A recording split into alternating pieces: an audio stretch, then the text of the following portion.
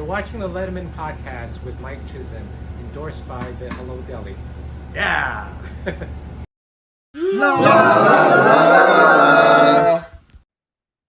Welcome once again to the Letterman Podcast. My name is Mike Chisholm. I love the returning guests. The returning guests are fantastic. This one in particular, I'm really excited about. I've wanted to have him back for a long time, but just schedules and timing, universal timing, I guess you'd call it.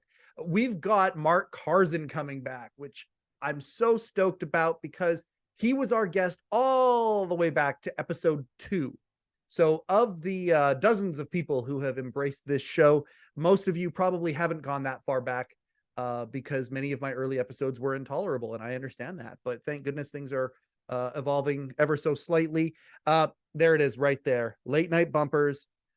Phenomenal book, phenomenal history in the mythos of David Letterman are the bumpers from Late Night with David Letterman. Marc Karzen, the helmsman of those bumpers, but not alone, certainly not alone. And I love how quickly Marc talks about the collaboration of what it took to build these bumpers. Now, here's the thing. Go to latenightbumpers.com and you're going to find not just the book available for purchase, although everybody who is an enthusiast of Late Night with David Letterman, highly recommend this book, but he's actually starting to release the bumpers available now to be purchased in different sizes.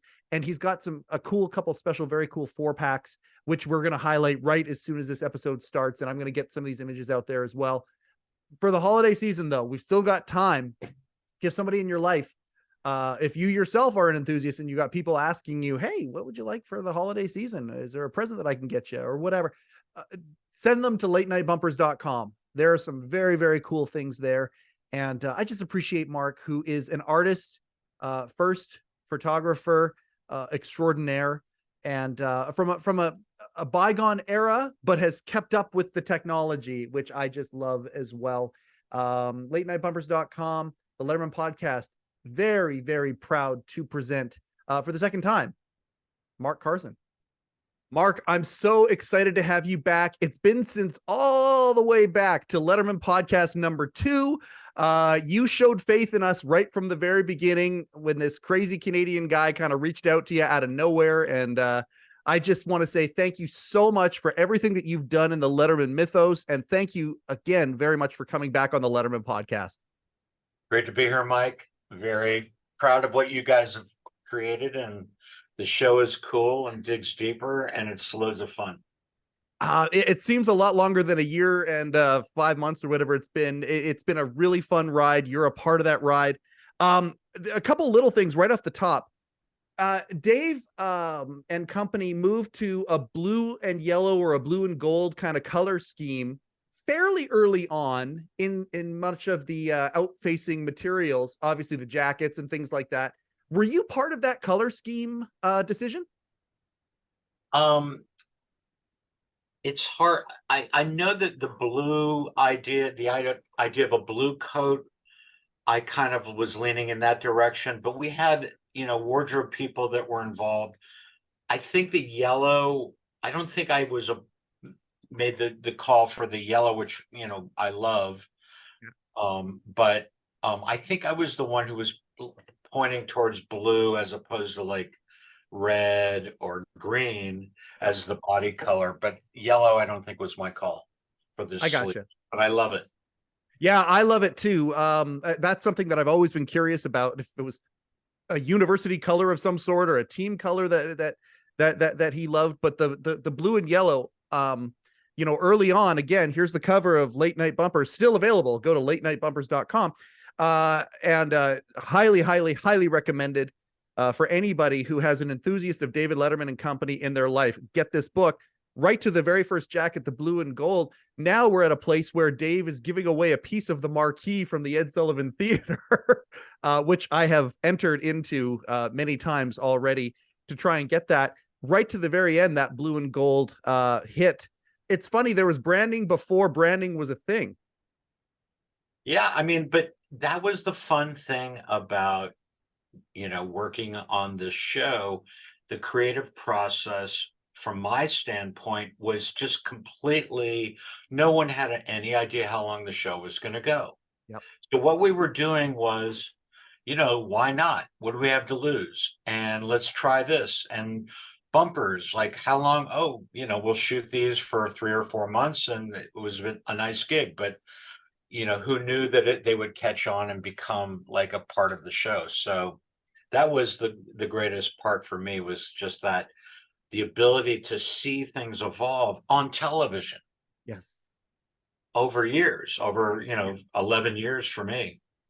Well, and and now all these years later, being able to look back with the benefit of hindsight, we mentioned this the first time you were on the show, way back in episode 2, how you didn't know that you were kind of creating the brand that is late night, and that phase especially, but the bumpers were an extremely powerful component in creating the overall picture of what Late Night with David Letterman was. We're going to get into that. The cool thing about having you on now is that we've already built rapport. You've talked about a lot of the framework of how these things happened back in the day. And we're here now for episode 2, a little bit more prepared with some anecdotes and things like that. We're going to talk about the store and some of these bumpers that are iconic and are now available through latenightbumpers.com. And we're going to talk about that and go through some of them. Each of these bumpers have a story behind them.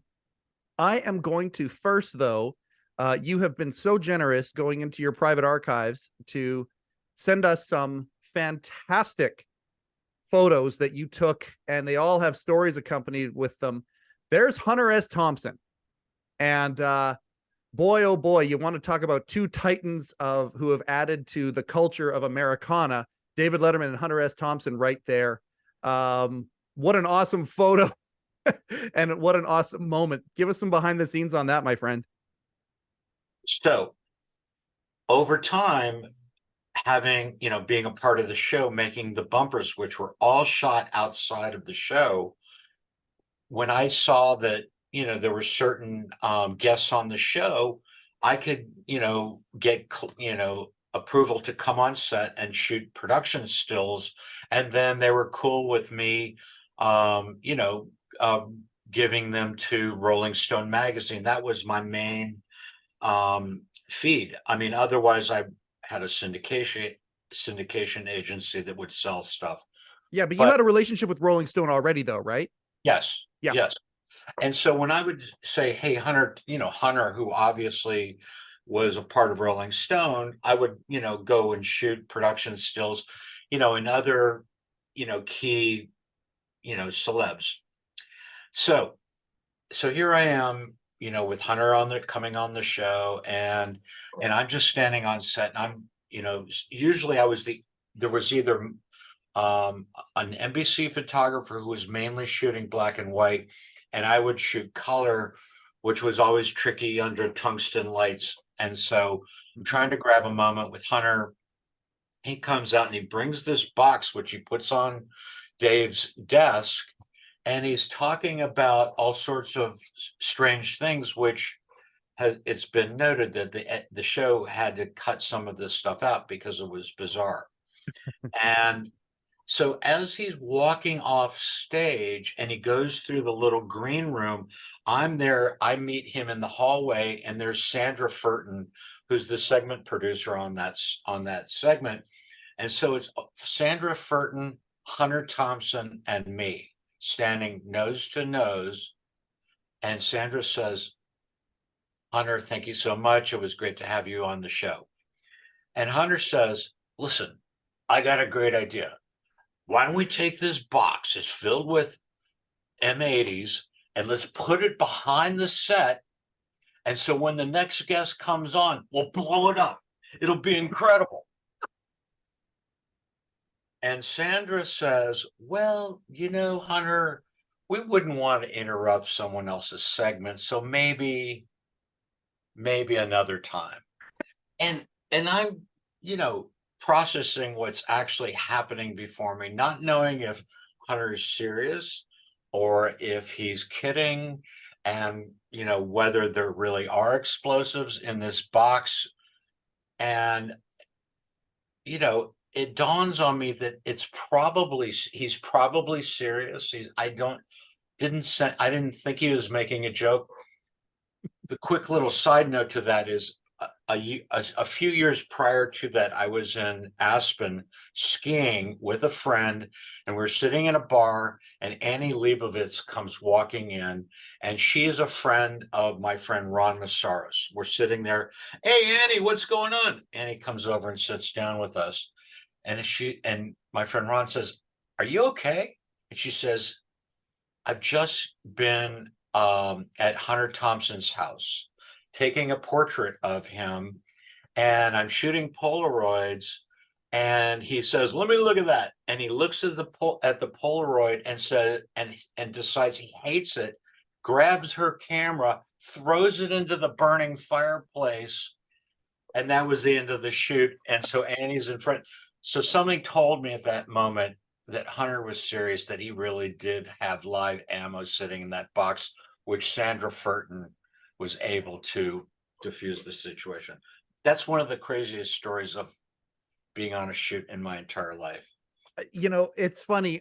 You're talking about, I don't want to say you were talking about Hunter Thompson before he was Hunter Thompson, because he was, but there's a lot of legend that is growing in those moments. Same with Annie Leibovitz. Like Annie was Annie at that time, but you look at the legend that grew there as well, and how that story has mushroomed into, when you look at these two personalities and who they've become since then. What a fantastic story that is. And I can only imagine what she would have been feeling having that happen at that point. Her camera thrown into the fire by this character of a man. What a great story that is too. Thank you for sharing that with us. Yeah, the Hunter Thompson stuff, all the way, highly recommend. I don't know, Don, I think you have a compilation of that. Don Giller's on the episode here. He's just in the background. I'm sure he'll come into the foreground at some point too. I think there is a compilation out there. Also, seeing Hunter on Conan O'Brien, on Late Night with Conan O'Brien. Also, some very, very, very funny stuff. For those out there who are Hunter S. Thompson fans, there's a huge cross-pollination, I think, between Letterman fans and Hunter fans. I think that's one of the reasons why they gelled so well, is there's a similar mischievous, chaotic sensibility there. So thank you very, very much for bringing that. We've also got, where are we here? Now, I like this one here. We've talked a lot in the last year and a half, Mark, about James Brown. Every time one of the, like Will and Paul and different people who come on the show who have been there for a long time, they talk about James Brown and the credibility that he lent to Late Night with David Letterman, the moments that he gave to everybody with that. This is a fantastic behind the scenes shot. Look at Jerry Mulligan right there in his prime, in his glory. Man, what a cool shot this is. So this is a picture that says everything. I don't need to, I mean, there's nothing more to say than this is a behind the scenes moment, when this is what you see in the audience that nobody at home sees. And this is the energy and the intensity. And you look at James's face and Dave's face and the inputs that are coming at the two of them. I mean, Yep. 3 people are yelling at Dave, and that's amazing. And 2 people, are coming at James. It's just incredible. Not to mention the music that's playing behind this. So the music on set was loud. It wasn't Yep. like, laid back. So they're hammering while this moment's taking place. I mean, I just love this moment. It absolutely is. And it's funny. That's one of the things that didn't change. I don't know actually on Late Show how many times I've seen, obviously when a sitting president or someone important politically was there, and you see the commercial, what's going on, perhaps it's a little bumper while something's happening, maybe an announcement happening at the desk, and you see Dave's people around him and you see the guests people around them. People think about Late Night and how it was sort of the little show that could, but even back then, that was the first anniversary, by the way, that James Brown shot. It wasn't the night that Will talked about and the magical night that Paul talked about, where they got to perform with him and they kept going and all of that. But, interesting. You've got these two, an up and coming Titan and then this legend in music and their teams doing their thing. You taking that shot, was there a sensitivity that you needed to have during moments like that? Because I mean, it is kind of vulnerable and intimate and inside. Or did you by that point have carte blanche? You could kind of take any photo you wanted as long as everybody was in the studio. There was no, I mean, I just had to be clear on the lines that I could or could not cross. I wasn't walking around behind the set and stuff like that. I mean, I had to, you know, there was a lot of there were a lot of eyes on everything and everybody. Mhm. But as far as editorially, no. I mean, I wasn't saying, "Oh, can I release these images?" That's where, you know, I had the trust. I wasn't going to release images that were putting anyone in a bad light. Yeah. Well, and of course, that's the integrity of an artist, which you are of the highest caliber. You know, we are talking about Hunter and Annie, Hunter with what he wrote, Annie with photos she's taken. You are absolutely in that same category when it comes to the art that you are a complete master of. And I'm just so grateful that you're sharing these insights with us here. And you and I have talked behind the scenes a couple of times about how, you know, you have rolls and rolls and rolls of negatives of things that that potentially could be presented or unleashed on the world. And if there was a venue and a right thing to do, so hint to Worldwide Pants, there's a lot of meat on that bone still, isn't there? Sure. Yes. And we'll leave it at that. Okay, so we've also got and this one here is there we go. You want to talk legends right there. Holy crap. First off, I'm certain Dave is very excited about how he looks in this picture today with the benefit of today's fashion. Bob Dylan, Liberace, and David Letterman. Good Lord. So this is one of those moments. This is, you know, I see the guests for the next week and I'm, you know, I said, yes, I'm going to show up on that day. I need to shoot, you know, I guess so. So, and Liberace is like on the show too. I'm like, you know, this is whatever 40 years ago. You know, Liberace is, you know, iconic and obviously on a different side of the spectrum. And so I shoot Bob Dylan and get some great moments. And they run in Rolling Stone and so forth. But while I'm standing there and the show's over and everybody's kind of moving away, someone comes running over and says, Dylan wants a shot. And so, you know, they're looking at me. And there was also the NBC photographer who was there that day as well. Yep. He was shooting black and white and I'm shooting color. Yep. So Dave comes, you know, back out onto the set in his regular clothes, and because Dylan wanted a shot with Liberace and Dave. So Dylan realizes this is a moment that needs to be captured.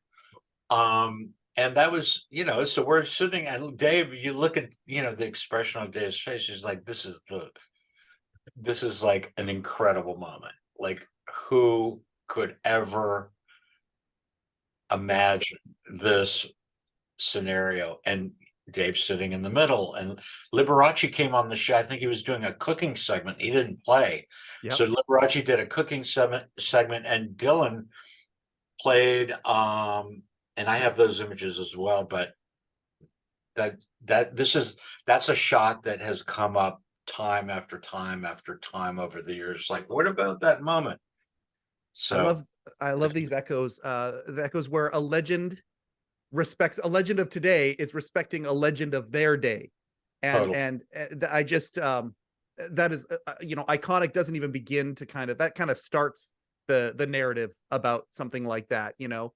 And Dave right in the middle of it, looking at, you know, at that point Dylan of course is completely revered, and he already is at ascended to a certain pedestal. And then you go to the end of Dave's run in 2015 in the second last show or the third last show or whatever it was, and Dylan on there performing, and even in that show there, you know, something, the way they shot it was different, and there was direction there. The fact that Dylan asked for that shot that you took back in the day, you know, there's an echo there as well, and very, very cool. Okay, so we've got the 747 show. Let's talk a little bit about that. I talked with my boy Rick about that show a lot. I bring up Rick every single time I possibly can on this show, so that's what we did talk about this show a lot though. Talk about the 747, the plane ride show. Well, so someone had some wild idea to, let's shoot the anniversary show, the 4th anniversary show on a 747. Yep. And so several weeks in advance, I got access with the bumper team, Pook and Ed. So Bob Pook, who actually we just lost this year, very sadly. So all tribute and respect to Bob Pook, who made this happen. Yep. Ed Hall, who was the graphics producer. And then Marie O'Donnell, who was Dave's assistant, came with us as well. And she was she played a stewardess in a few of the shots that for the bumpers. So we had access to a 747 in a TWA hangar at JFK 2, maybe 3 weeks in advance, so we could do the shoot and then do all our post-production. And then we all got to fly down to Miami. And so here, this is stupid pet tricks, in the front, in the nose of a 747. I mean, it's just amazing. Look, Steve Jordan, the Rolling Stones drummer, Steve Jordan on the right-hand side of the frame. Yep. Fantastic. Yeah, this is all and it's fantastic. And also we can take this and we can, oh, by the way, the 747 Don's telling me that's Meryl's idea. And Dave Sanborn is also there. There's Dave, yeah. Yeah, David Sanborn is there as well. So and then as we want to marry this a little bit to Late Night Bumpers, to the book. So here's this is a shot from the book from that episode. Now the shot with Calvert, was that from the show itself or was that beforehand? That was a shot on the airplane. That was not a bumper. So there's a few pages in the book where I have some behind the scenes photos as well as bumpers. So on the right, you see a bumper. This is one of my favorite bumpers. It's just couldn't be more low tech, simplistic, fun, not and unpretentious. This is, airplane food. What else do you need to say? And then on the left is a shot of Calvert on the plane while we're flying down to Miami. So I kind of mushed them together. I love this one here. I was on another show recently and we were talking about the opening credits of Napoleon Dynamite. And it you talk about simplistic and not necessarily having to be edited so much. This bumper here, was there any, I mean, and again, we've talked about this on the original time you were on the show here, no Photoshop back then. It was a lot more of an art, very inaccessible for the public the way it is today to edit photos and change them around and do some things. How much editing would have gone into this particular photo, other than of course lighting and colors and things like that? Was it pretty much staged the way it is and you take the photo, or was there some post-production done on this photo? There's a lot of post here. With David Letterman, his hand. So what we would do, we shot on film. Yep. Then we would make a print.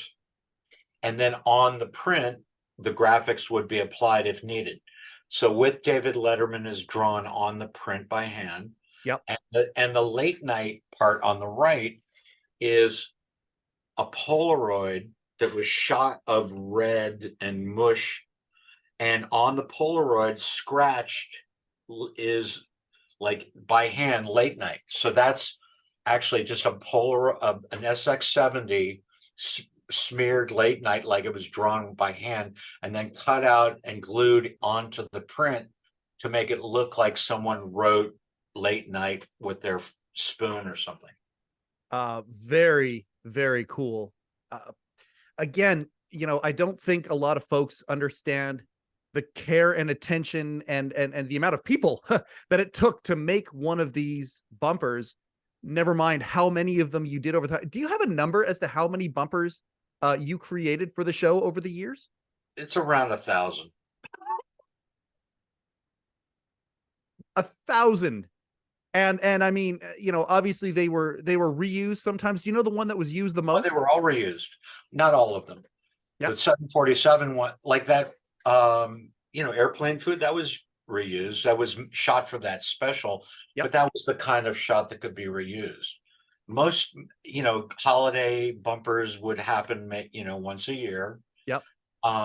Christmas lights and, carved pumpkins and things like that.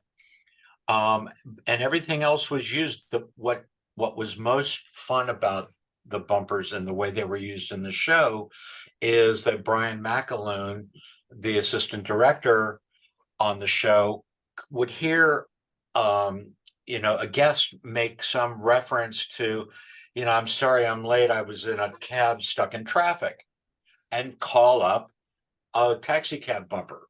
So that wasn't planned. They would plan bumpers for the show and subject to change. So everything could dynamically change on the fly. So that was the cool, like any one of these bumpers you've got there. Yeah, that's really cool to know, because I think that folks who watched Late Show the whole way appreciated the fact that the director or somebody in the control room on the fly could pull out a sound effect, obviously for the breaking glass or the game show, something like that. The fact that they were dynamically, aware for bumpers, and they could do that on the fly, that is very interesting. That's something that I don't think we've ever talked about on here. And by the way, go Dawn, back to that for 1 second. Yeah. So what's fun about this? I mean, there's a few things. This is literally grabbed on the fly. This is me walking to 30 Rock for a meeting, and I've always got a camera on my shoulder, and I'm grabbing taxi cabs, just like we need more taxi cabs. And this is also a daylight bumper, which is unusual. Most everything we shot wanted to look and feel like it was shot at night, but this is a daylight shot. But the funniest thing about this shot is look at the car. It's like totally sprung onto the back wheels, like they're like 5 dead bodies in the trunk or something. You took the words out of my mouth. I mean, it's like, and you can't even see anybody in the back seat. So it's like, do they have like, a ton of bricks in the trunk or whatever? It's just hysterical. So Dawn has chimed in here, and it's cool that you talk about how it's a rare daytime shot. The cab was first used, and I don't know if it was used again or not, but it's from the late night 1985 morning show. So if you remember, they did the morning show episode of Late Night with David Letterman, and a daytime bumper shot being used for that show. Extremely clever, a great example of the thought and care put into this. I love that. Don says he's going to have the bumper stats once he finishes compiling the bumper database. So, I mean, I just love that Don's work is never done when it comes to this. That morning show, similar shots from the regular nighttime show open, but here in daylight. So yeah, paying attention to that. I love that. I love how every single one of these things have a story behind them. We talked a little bit about the rights, and you finally the labor of love and how long it took to get this book and the idea of you actually being able to sell these prints to the public, how long it took and how many roads you had to cross and it's just so long, but it's finally here. Go to latenightbumpers.com and you can check this stuff out right now. I want to talk about obviously it's cool that you can get some of these original bumpers, but I love the 4-packs that you have going. This is a new thing that you've created, and you've got 2 of them, 2 seasonal ones that people can get. Talk a little bit about why you chose these images, and then there's the other one as well. And you can get these on latenightbumpers.com right now. So over the years, I've sold sets of bumpers to people who are kind of programming images in their mind that feel like, I've got a truck outside, who want to decorate a wall. So not just one image, but 2 or 4. and I've sold as many as 8 bumpers to one person who want to kind of create an environment. And so this idea of grouping up a set of bumpers to represent either a season or a time of year or a theme is something I've just been playing with. And I started doing some test prints, over the last year, and sort of got them to a place where it felt like, wow, this kind of works. And it's simple, and they're printed on super high-end fine art paper. So in terms of archival quality and pigment, ink, Mhm. Canson fine art paper. I mean, this is super high-end quality printing at work. And so they're really cool. Actually, I'll grab one right here. Please do. There Oh, you look go, at that. with a ring light reflector. So that's about how big they are, 16 by 20-inch frame. That And is perfect for any the idea, office, for a rumpus room or a living room, that sort of a thing. I just absolutely, they're gorgeous. They're absolutely gorgeous, Mark. thank you. Thank you very much, by the way, on behalf of all the Letterman and the Letterman enthusiast community for actually releasing these things. It's fantastic. They all have a story behind them, and the fact that people can kind of get a 4-for-1. What's the price point on that? $249. Yeah, $249. And I mean, do they And show it's up big. rolled, or are they flat when they show up? These will be flat, sent flat. Yeah. Yeah, that's absolutely fantastic that you have those. And there's the two seasonal ones so far in the 4-packs, and we're going to see how they sell and what people kind of want. The idea, again, there's 1,000 of these things out there. Putting them together in sort of a 4-pack postcard size, that's a really cool thing that you're doing there. I love the creativity. And if you have any ideas for Mark as to needs or wants from the community, please feel free to contact him at latenightbumpers.com. There are a couple that I do want to go through here. One in particular, I've been in contact with Bill Shortridge, and he is a great guy, the great Bill Shortridge. What was his role during the process when you were there? So Bill's father was one of the senior art directors at NBC. And so Bill literally grew up in the art department, and ultimately got a job working as a graphic artist at NBC, and started around the time that I was there. So that was in 1980. I'm pretty sure that's when I did my first shot for Saturday Night Live. But if you go to the hotel graffiti shot, Yeah, I'm looking for it right now. I thought I had it here, to but the right, there you go. Boom. oh, this guy right here. That's the one. There it is. So that's Bill Shortridge. Yes. So this is when we took over a hotel room at the Berkshire Place, a Dumpy Classic, which is where all the guests stayed. And our idea was super simple. Let's just take over a hotel room and shoot a bunch of bumpers that, with before and after food and bathrooms and beds and all this kind of stuff. And this is sort of the bumper creative process in full flight. So I said, Bill, put on a bathrobe and grab this beer can and stand on the back of the bed. He's like, what? I said, just stand on the back of the back of the bed like you're spray painting graffiti. That's a beer can he's holding right there. So that's a beer can. It looks like spray paint. And so we do this wide shot, and on the print, they printed maybe a half a dozen of these, and with real airbrush, not Photoshop. This is the quintessence of hand done collage graphics. Yep. That's just painted in purple airbrush onto the print. And then the late night with David Letterman neon, that's also another photographic print that was cut out and glued onto the print as well, onto the TV set. Was that food that you actually ate there, Yeah. or was that all just Oh, yeah. staged? No. We weren't wasteful. We had to, you know, we were eco sensitive in those. Glad you didn't scrimp on the champagne and the dessert. Well done. Thank you, NBC, for that. Well, so the hotel was that room was occupied for about 3 days.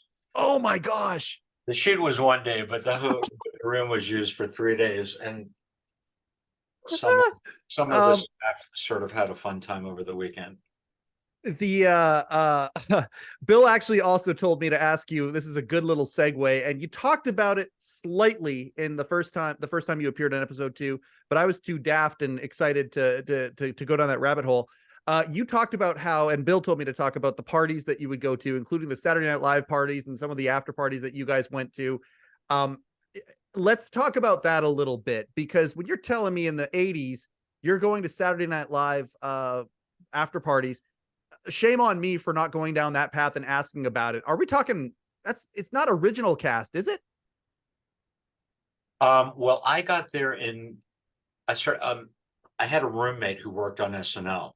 And so she was a writer's production assistant, which in those days meant, here's my script marked up, rewrite it on the typewriter. Okay. Yep. So she, on Tuesday night, when they would write the show, she would come wandering back to our apartment that we shared, at 6 or 7 in the morning, having typed all night, and then make Xerox copies. And so she started giving me her extra tickets. The staff were given tickets for dress rehearsal, not for the live show. And so I started going to dress rehearsals, and then I became friendly with Pook. He asked me if I could do this shoot of Saturday Night Live written in wet cement in front of 30 Rock. So I showed up on a few hours' notice, got the shot right, and that was my entry to working in television. And so Bill was working on the show right around the same time, and that's how we became friends. And then 2 years later, or a year and a half later, whenever it was, Letterman started, and Pook and I were pals, and he said, working on this idea, and why don't we talk about how we could, not have a logo, and, do these photos and do graphics on the photos. I'm like, fantastic. So that's how it all got going. And so Bill was, worked on tons and tons of the bumpers. The bumpers would, I'd shoot them, they'd make a print, and sometimes everything was in frame. Yep. And sometimes they needed after graphics, like we were talking earlier. And so, Bill Shortridge was one of the designers. Pook did some. Arlen Schumer was there for, I think, just 1 or 2 seasons. Yep. And then and that was the main squad. Shout out to Arlen right there. That's so let's go back to these parties here. So okay, we're talking probably second cast, after Lauren flipped over, which makes sense because that's where you guys got Jim Downey over at Letterman and whatnot, because there had been that shift happening when Lauren moving out, and then eventually, of course, to come back in again. These some of these after parties, where would they all take place in the same spot, or did it move around all the time? It was always a secret. It always, during dress rehearsal, someone would walk around with pieces of paper cut up with an address and just hand them to certain people. So there's no cell phones in those days. Nope. People are leaving messages on voicemails, or just knowing like this is where the party is going to be. And it was different every week. Yep. So they'd be Upper East Side at, Elaine's, and downtown, in the meatpacking district, and Wall Street, strange places, Midtown, all over the place. So every week it was a mystery, but nobody was even at the party until 1:30. Yeah. So the show ran from 11:30 to 1, and then by the time everybody got down there, so then the trick was getting to the party. So grabbing a cab was one option, but as SNL got bigger, limos became a part of it, town cars first, and then limos and people jumping in limos. Hey, can I jump, grab a ride? So these parties were epic and, still go to this day. But back in those days, it was literally a little piece of paper that was handed out to keep staff on set at 8H. Safe And to so say you saw some crazy stuff. we were up all night. I mean, we would go to the party at 11, 1:30 to 2:30, 3:30, and then there was sometimes a party after the party. Yep.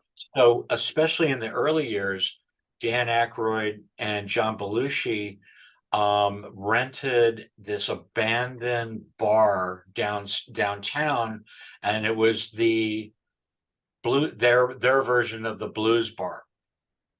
And so sometimes we would go down to the blues bar, and it was boarded up in some weird little triangular spot that doesn't exist to this day, because they've, rebuilt that whole part of Manhattan at this point now. But we would go there, and they would have amps and a drum set and come in and flip on the power with, 6-packs, and there were some bottles of booze, and there would be like jam sessions at like 4 a.m. with Joe Walsh and Bonnie Raitt and whoever, happened to be in the room. Yeah. It was incredible stuff. And again, you look at stories from today's version of those events. There's a story about Prince performing at one of those. I think it was at the SNL 40, if I'm not mistaken. And that, shows up because of what you're talking about. I was hoping that bar might come up, because I've mentioned it on the show once or twice before, but nobody's ever given, taken that baton and been able to run with it. That's fantastic that you've seen some of that stuff. Again, entertainment history that you got a chance to not just document, but to witness in your role in that. I want to go back to that airbrush photo in the hotel really quick, airbrushing the actual photo itself.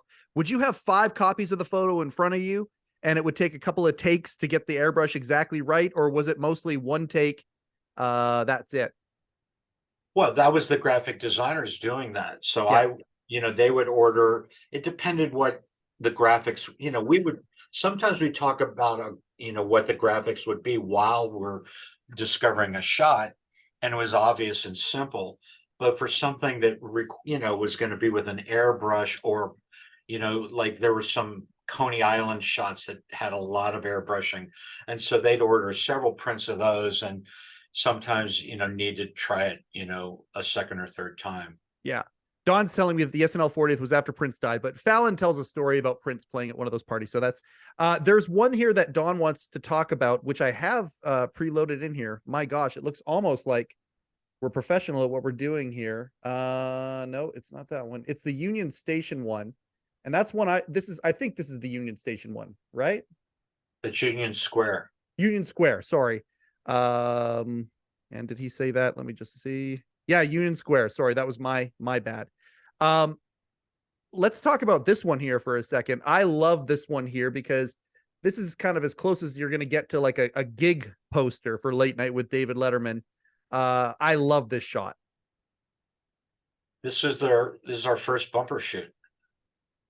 This is the first time we went out, and we had these posters with us that you see of Dave that say Late Night, but you'll notice they only say Late Night. Yes. And so so we found this little location. This is before Union Square had been reconstructed. So this is, like they're building, they're going to redo the entire square and buildings around it, and all sorts of snipe posters on this wall. Mm-hmm. And so, we put up a big strobe and lit this wall, but these posters were all staple gunned onto the wall. Yep. And, we kind of talked about it lightly about, where with David Letterman would go. And we hadn't set the rules totally. This was done just of note. This was shot in 1981. So we, needed images that were going to go in as be used as bumpers, which this was, but this was also used in the main title sequence. Yep. So we, had to shoot things in advance for the February 1st premiere. And so this is probably shot around, December of 81. And so the graphic that says with David Letterman, that's on the print, Yep. but everything else is in camera. Oh, that's So cool. look, Miles Davis, I mean, Yeah. Gang of Four, Manhattans. And Cloud Nine. Cloud Nine is a club? I don't even know. Okay. Yeah, I just a band Cloud Nine. Yeah, perhaps it was the band. Yeah.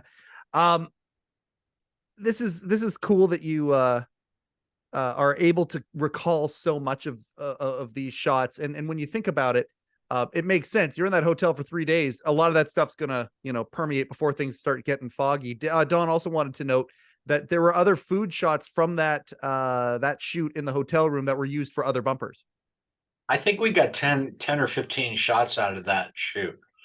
I mean, that one was one of our best shoots because, it's like kind of a fresh, weird world. So yeah, we everything from do not disturb signs on the door to, laundry and luggage and bathroom stuff. We got a lot. Champagne in a, champagne bucket. Very, very, very cool. Let's go through a few more of these before we close the curtain on this one here. Now, this one here I love very, very much because Morty's Pool is the title of this one here. Yeah, this is we're into the show. This is, I don't remember the year, but I'm guessing it was around 87 or so. Yeah. So we're 5 years into it. The logo is well established by this point.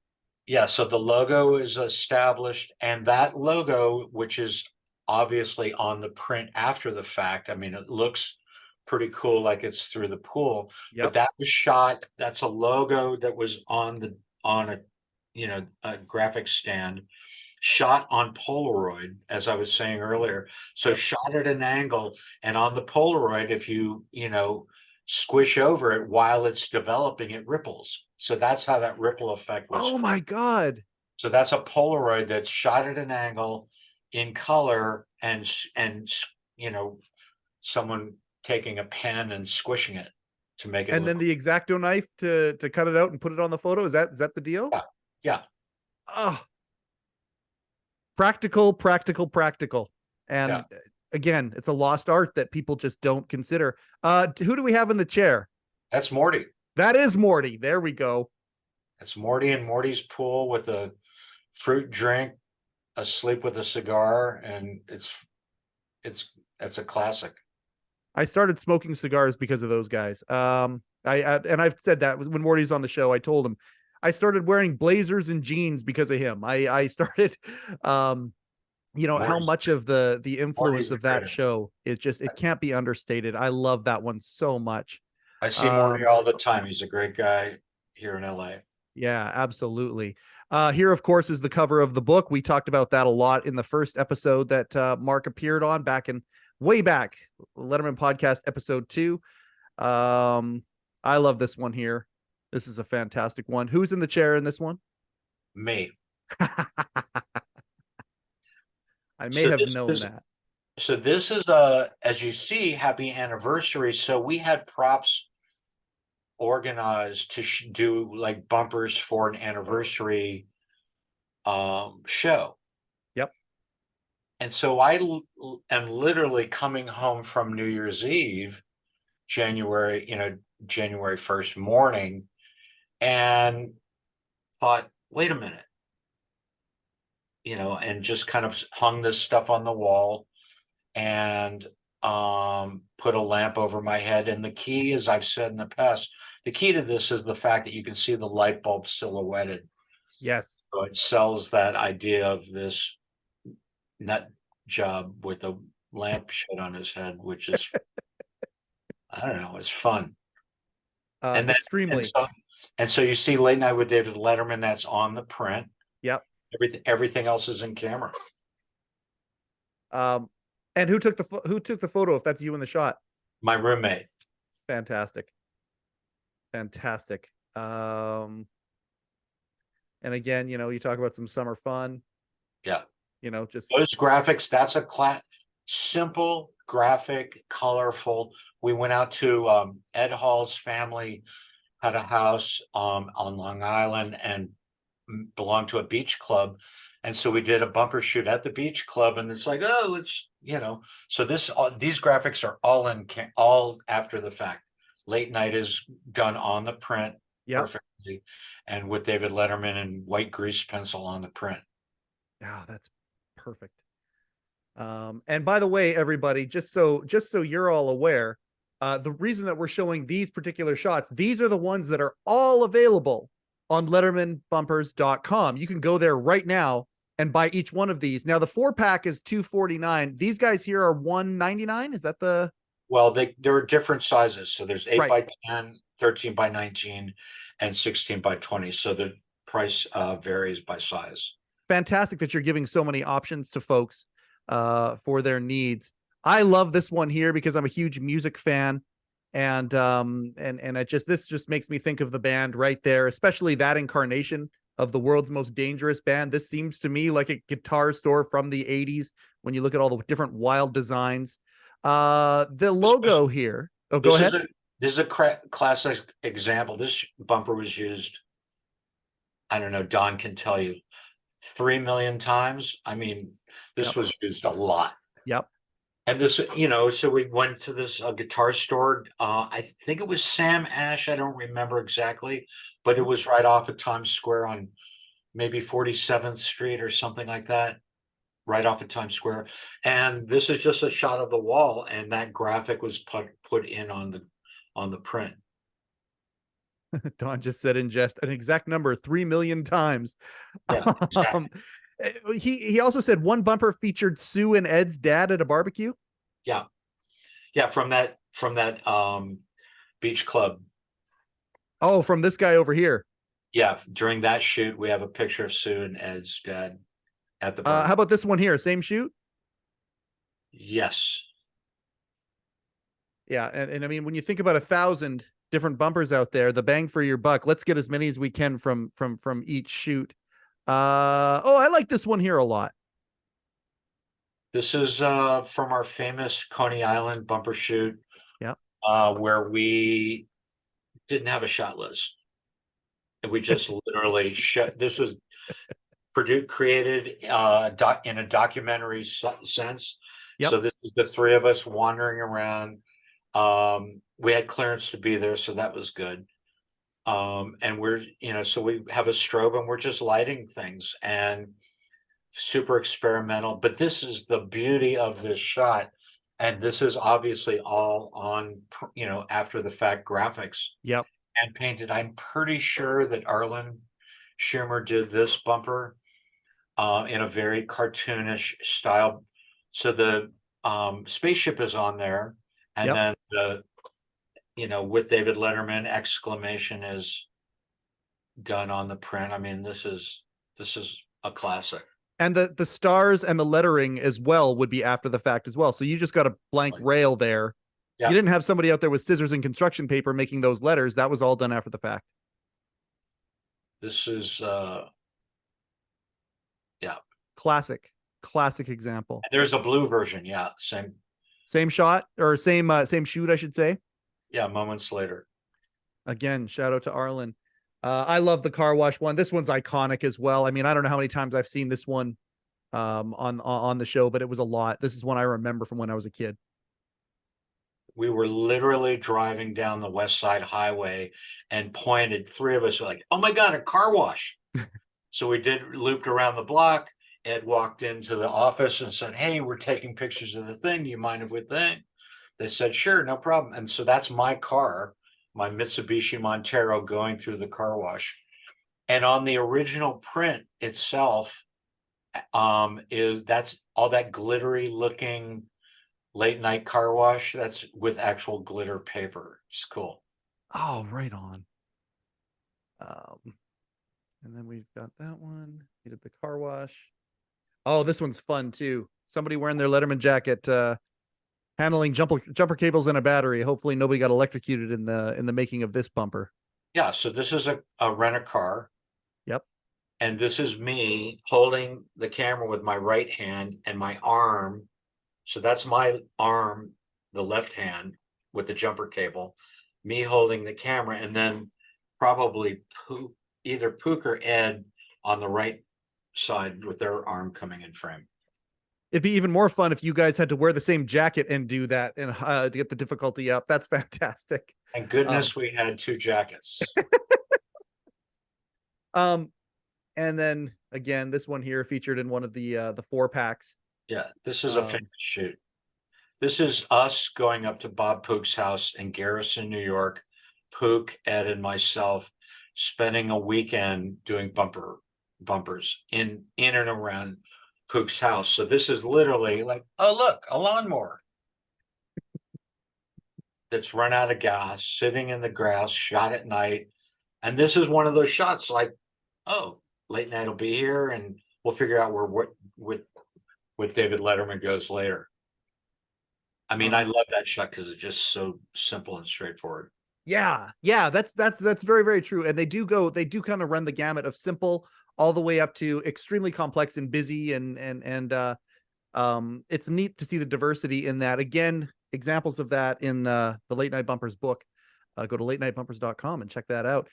There's a bit of jacket trivia that you may know, you may not know. Obviously, as I've done this show, lots of little factoids have come out. Some of them I've retained, some of them I haven't.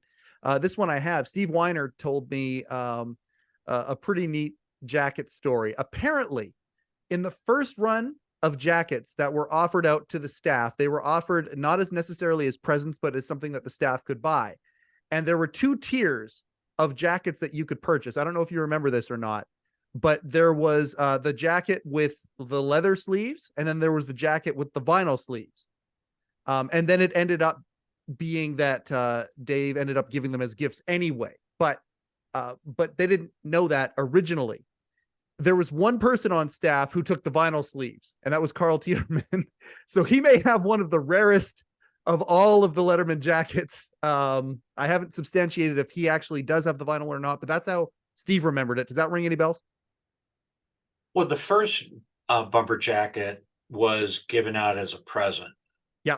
Yeah, that's what he said. He said it ended up being given as a present, but originally it was going to be a made to order thing, but it ended up being a present anyway.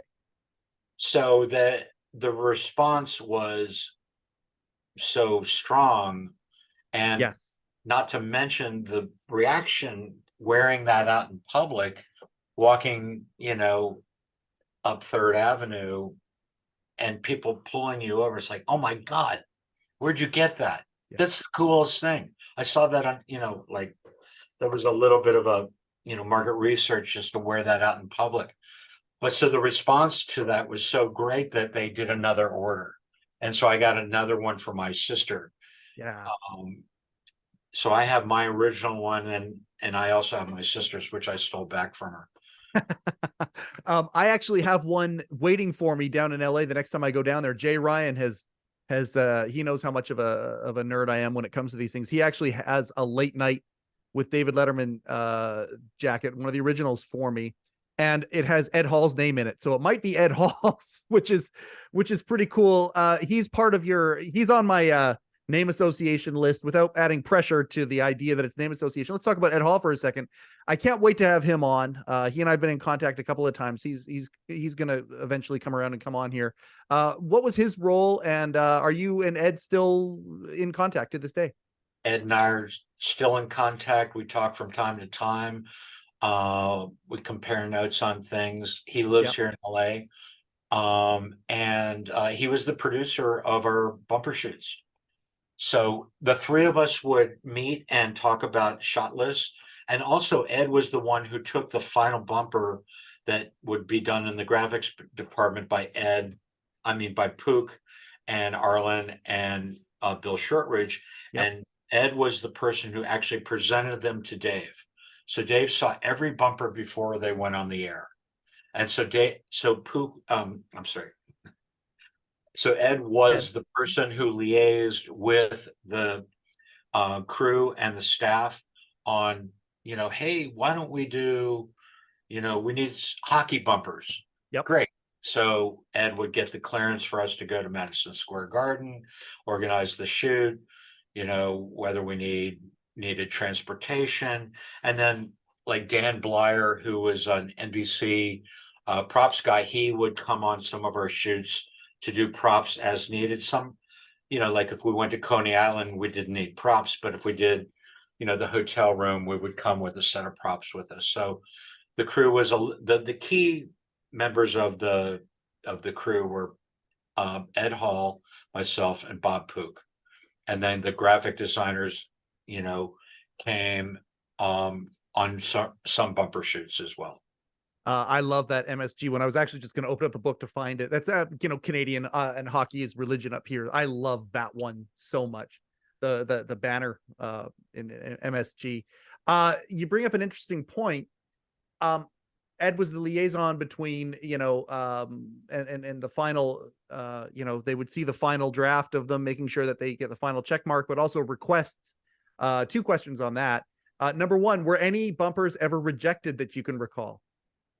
Very few. Okay. There was one for Veterans Day that was rejected that just maybe it felt too somber. The tone wasn't exactly right. Yeah. And then the famous Rubik's Cube, which I've misquoted as being something that was sent as a gift from a fan viewer, but it wasn't. It was actually a Rubik's Cube with Dave heads and icons, and it was like an NBC advertising department prop, that they would send out to affiliates or something. And so we shot some Rubik's Cube bumpers, and maybe one aired once or something, but I don't know. The word I had always heard was Dave didn't like it. So that's all I know. I'm sure he's got other thoughts on that. We've shown that Rubik's Cube or one of those Rubik's Cubes here on this show. Dawn's got one. And we've talked about this. So you've there he's looking around. I'm not kidding you. It shows how much this means to Mark right now, that real time in his office. He's like, yeah, okay, I can go grab the Rubik's Cube from 40 years ago. Can't find the Rubik's Cube. I do have this. Oh, look at that. This is pretty collectible. That is very collectable. This the was old style can. You can Don can confirm that this was used in 17,243 different segments. He just sent me this. I actually, if you run the tape back, you'll actually see me counting on my fingers how long it took Don to either appear and show it or send me a picture. It was within 20 seconds, I believe, that he did that. Here's another rarely seen collectible. Oh, look at that. Sunburn cream. Not suntan. Sunburn cream. So props like this, actual props, we would use these. I mean, this was probably the most used in-camera prop of all. So you bring up an interesting point. Sunburn cream, neat little play, and a little bit of comedy there. Is that you guys on the road using some writing skills, or have writers ever contributed ideas for bumpers? Oh, sure. I mean, a lot of people would, plant seeds and thoughts, but most of it came through Brian McAloon, because Brian was the one with his finger on the button deciding which bumper would get used for things. So things like, we need more food. We need more, clothing, women's clothing, kids clothing, kids toys, people talking about, oh yeah, my kid is now 4 years old. So, little bumpers that would could punctuate, something that a guest would say. That was the key. That was my second question, is what are some of the requests from that would go through Ed or whoever, requests from, you know, the higher ups or that part of the production saying, you know, here's what we want. So you just did a good example answering that question. I appreciate that. Gosh, this has been so much fun. I can't believe we're already at this place. They go by so quickly. Let's talk a little bit about what you're doing right now. I mean, obviously you've had a career in this. You were there at late night for a long time, but we had somebody on, Dan Flaherty, who, you know, a cameraman for late show. And he talked about how he's third generation broadcaster. You know, his grandfather he worked for the RCA building. His dad, you know, a cameraman. He became a cameraman. You got a little bit of that going on in your life as well, where you know, you got a kid who's doing some pretty major things. Talk a little bit about what you're doing, and then let's talk about Junior for a second. So what I'm doing in the last several years is moving back into my art photography, which is something I've been shooting forever. Yep. Since I started, you know, shooting Kodachrome in the 70s. And I'm revisiting these images and printing and working on 2 more books of my artwork from Paris in the 70s, New York in the 80s, and Los Angeles in the 90s. So my God. So that's happening as we speak. But the key kind of takeaway as I revisit these images is that the style and the approach to shooting things in a documentary kind of landscape way is really what led into the look and the feel of the bumpers.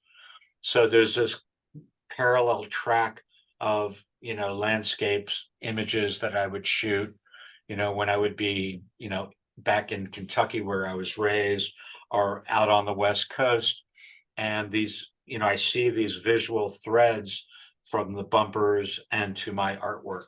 So I'm having an incredibly, you know, fun, creative time revisiting this work.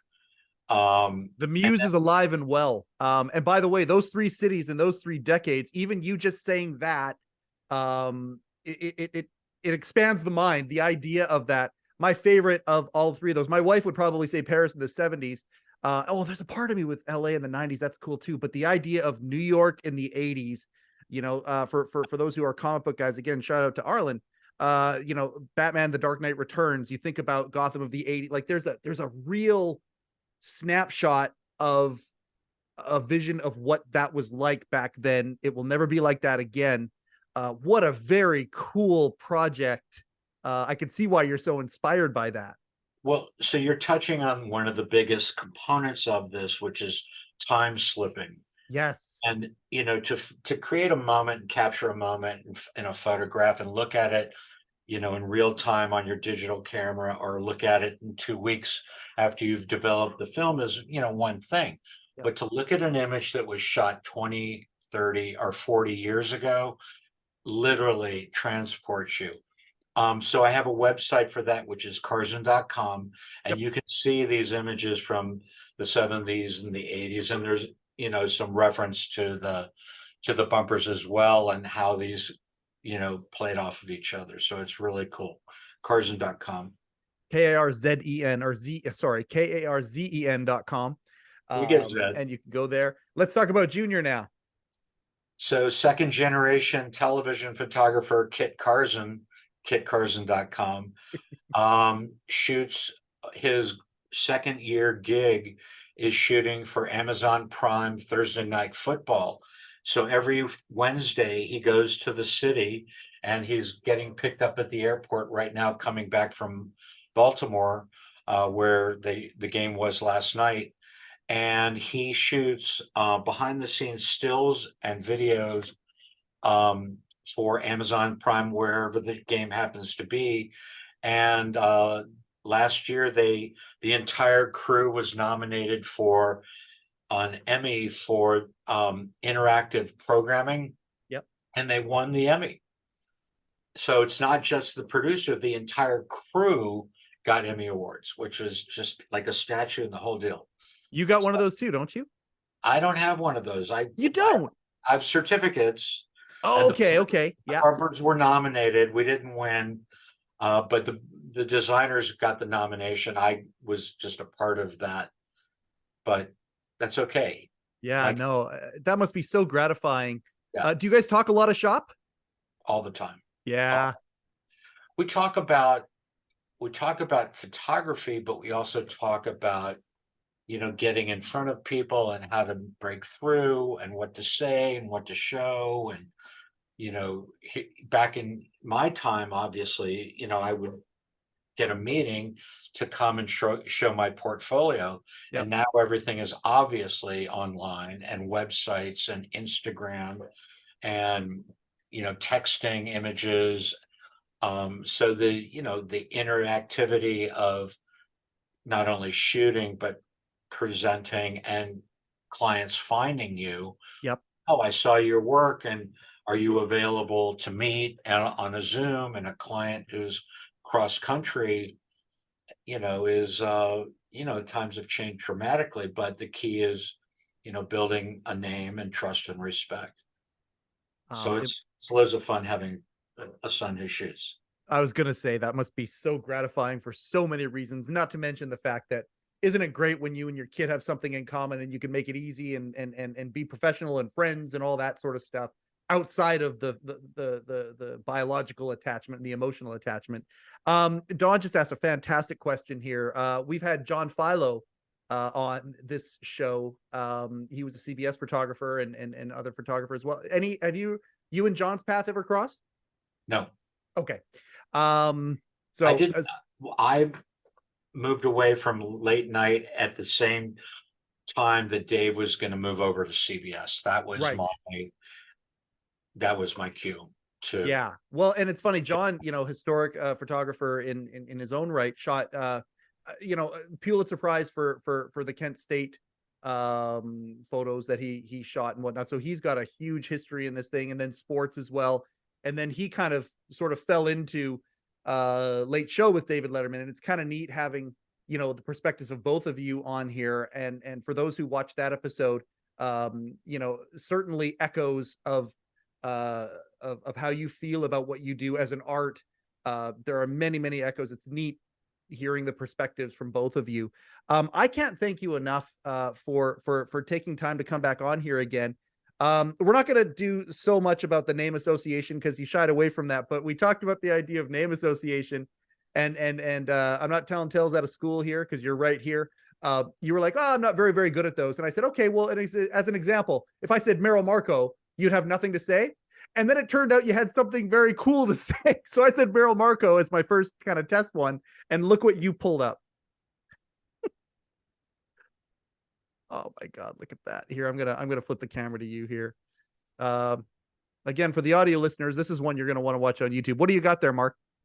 So this is a Christmas card that Meryl made for me specifically, and she did a Xerox and hand colored this photograph that I did not take. This was done by a magazine photographer, and it says, Dave says, "Did Karzen take this picture? I look like a jerk." And Meryl says no, and Dave says, "That's good." Merry Christmas, love us. I mean, this is on my wall. I love it. Shout out to Meryl. Hasn't been on the show here yet, but I would love to have her on. I've famously said, or not famously, I don't suppose that's right. I have said many times, if you gave me the choice of who I could have on this show, it was either Dave or Meryl. I would have to think about it. I adore her. I adore her humor.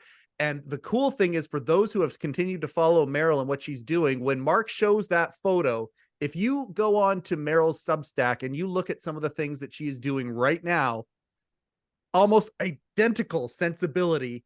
The illustrations with the thought bubbles, the graphic novel stuff and the humor within that. That is so Meryl. It gave me goosebumps when you pulled that thing off the wall. We don't have to go down the road of. Oh, go ahead. I said Meryl's the greatest, and I hope she comes on your show. Oh, I do too. She's just she's so great. So there is one other person I want to ask about, because you mentioned him in the first episode, and I didn't uptake it nearly as much as I do now because there might be a sort of a bigger play happening here. Would you mind talking to me a little bit about your impressions of Jack Rollins? Jack helped me. Jack took me under his wing, and so one of the after working on the show for about a year, the constant mention walking down halls was, the bumpers would be such a great coffee table book. Oh my God, you should make a bumper book. At that point we had, in the hundreds. So I approached it, and Jack said, let's take a meeting next week. So I come over to 30 Rock at whatever time, and Jack says, come in here for a second, and we'll talk. I go into Jack's office. He says, hang on, let me just take this call. So I'm sitting in Jack's office, and I'm 20, maybe 26 years old. Yep. and Aware of who Jack Rollins is, like, in showbiz, right? Like, Jack, that's a big thing. You being in his office at that time, at that age. right. So Rollins and Jaffe produced all of Woody Allen's movies. There we go. Yep. And not only that, they also managed a lot of big name comedians. Yep. Dave was one of his clients, and David Steinberg, and many more. Yep, absolutely. So I'm sitting in his office. He says, Mark, hang on one second. And so he grabs his assistant, says, Jack, you have a call. So he's on, takes this call, and it's about Woody Allen or something. And he said, I'm listening to it, right? Interesting. Okay. I appreciate you calling and inquiring, but this is just not right for Woody. And so that was like just this little tiny moment of me hearing Jack say no in the nicest possible way. In other words, no way in hell, but it's just not right for Woody, according to me, and that's all you get. Yep. So, so Jack, thank you very much, and I appreciate your interest. So little moments like that. So Jack let me kind of, sort of listen and watch him, operate. There was also, I've got a picture of Jack and Albert talking on the 747 show. That is kind of a nice, beautiful moment. But anyway, so Jack was the one who helped me navigate the infrastructure at NBC to try to get a Letterman coffee table book going. So, and this literally took years to get everybody comfortable with this. NBC had to sign off. Dave and Jack had to sign off. And then it got to a point where, who's going to pay for this? And who's going to publish this? And I said, well, I shoot everything on Kodak film. What if I get Kodak to sponsor it and they can publish it?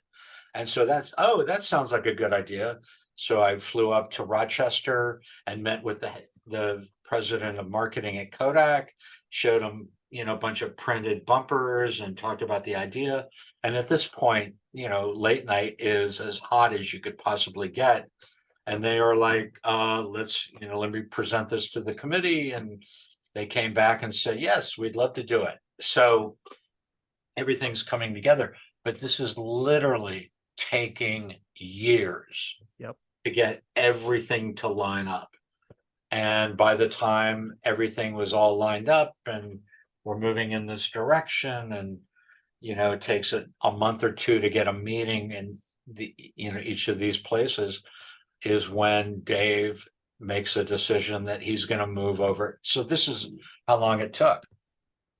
So Dave's going to move over to CBS, and that was the end of my deal.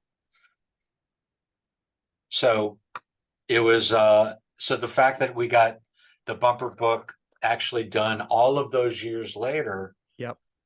Because while Dave was at CBS, there was nothing to talk about. I mean, like, yep, you're on CBS. Like, I'm going to do a book of NBC, bumpers. So wasn't until Dave made his announcement that I approached, and he said, yeah, if you can get NBC to sign off, let's do it. I cannot endorse this book enough, and I can only, you know what? I will ask one more question. 1,000 bumpers to choose from. The ones that made the book, was it difficult for you to pare it down to what's actually in the book? These are my favorites. Okay, perfect. So, a lot of what's in here is a function of just thinking about what we found and what ended up, making the airwaves. This simple things like the lawnmower, or, Bill Shortridge on the back of the hotel room bed, those kinds of, and, the Polaroid stuck onto the airplane food, and Morty playing on the, in the pool with the Polaroid logos at an angle. Each one of those little stories in terms of the creative process and how cool they looked. Yep. That's basically what I was going for. To bring it back to Shortridge for a second here, one of the things that he had said is that at one point there was an odd little, I don't know if you'd call it a mini documentary or something made, or a video made of that particular shot, and there was a recreation where they put somebody else in a bathrobe playing Bill. Right. Do you know about that? Yeah, so there was a TV show, a cable show called The World of Photography, and it's still, on YouTube somewhere. Okay. And so they wanted to do a segment about, the bumpers and how I shot and how we produced these things. And great, let's recreate it. We weren't gonna, I don't know, for some reason we were gonna recreate the hotel room shoot instead of bring them out on a new shoot, because it was going to take too long to bring them on a shoot and then produce the bumper and not knowing what the bumper would be. So we backed out of here's a great bumper, let's recreate the shoot for it. So right. I don't think Bill was available that day or something. Yep. He may have been Bill was loves Japan, so he may have been in Japan or something on vacation. So we used a friend of mine, Matt Haskell, to play the role of Bill Shortridge and stand on the back of a bed in a hotel. So we got a hotel room and recreated that moment. Super cool. And we'll find that we'll find that clip and we'll attach it to the comments on this bad boy here. Dawn asked a good question here, and I'm going to alter it slightly. What would be the fastest turnaround time between a photo shoot and something making it onto air? Is there one where it was insanely quick, where they all kind of delayed because of how much work went into them? Well, I also worked on segment images, so shots that were going to get used on a sketch. Yep, those were immediate. Oh yeah, shoot it today, process it. The film will come back in the morning. Order the prints, and the graphic would get that done that day for air that night. So I would say and plus I also did shots for SNL. Right. So those would happen also 24 hours. As far as same day stuff, we didn't have in-house printing capabilities. The only thing we could do is I could shoot a Polaroid. Yep. Not a SX70, but an actual Polaroid with with lights on my Polaroid Frankenstein.